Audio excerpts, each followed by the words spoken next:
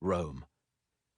The question is, how instrumental was Cleopatra in making this process possible, and indirectly allowing Octavian to be the only one left in power? As you will see, very much so. Because Cleopatra is not only an alluring woman and a queen very capable of managing power, but also an incredible historical catalyst. Your journey through this book will take place in the extraordinary framework of classical antiquity, against the backdrop of 3 continents, Europe, Asia, and Africa, from the river Nile to the mountainous expanses of Armenia, from Cleopatra's palaces to Caesar's home, from the lighthouse of Alexandria to the Roman Senate, from the Greek coast to the arid areas of the Middle East, and it will transport you for thousands of miles, crossing the Mediterranean many times.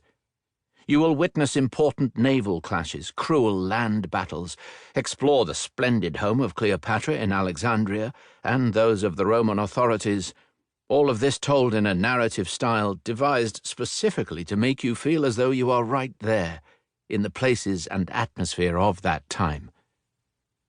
This journey has involved the careful consultation of a great number of materials and sources, from essays written by modern historians, experts, and scholars, to texts by ancient authors and descriptions of archaeological findings. It has not been easy to reconstruct in full the events and locations you will read about. More than 2,000 years later, sometimes all you can rely on is the evidence and writings of the ancients, bearing in mind all their potential limitations, since some were hostile to Cleopatra and Mark Antony, or else influenced by pro-Octavian and anti-Cleopatra propaganda.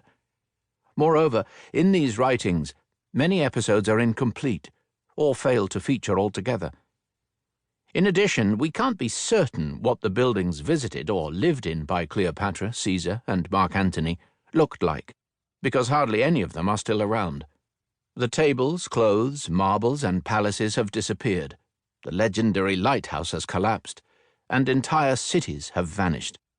The Alexandria of Cleopatra was demolished over the centuries and is now covered by modern buildings, and Antioch, which used to be the 3rd largest city on the Mediterranean, no longer exists. To make a comparison, it would be as though Paris, Frankfurt, London, New York, or Washington were to disappear 2 millennia from now, and people would wonder what they were like, relying on books and descriptions. We don't even know what Cleopatra really looked like. So what can we do? We can take the only possible approach. If reality has gone, we can make plausible reconstructions based on what we know about that time, on archaeological data, and by making use of the advice of contemporary historians. All the fictionalized parts in this book are based on faithful historical reconstructions of the locations and customs of the time.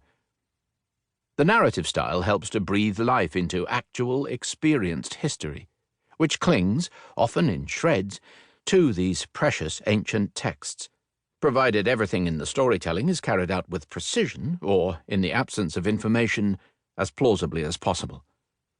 The hardest thing was to describe Cleopatra's, Caesar's, Antony's, and Octavian's states of mind. These have sometimes been taken from ancient sources, while at other times it has been necessary to describe a scene, making it clear that it's actually a reconstruction.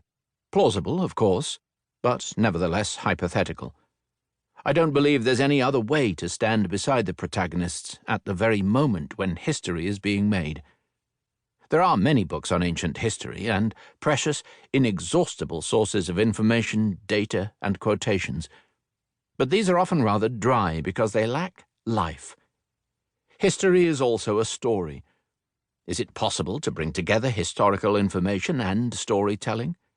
To combine the pleasure of reading a novel with the rigor of an academic text?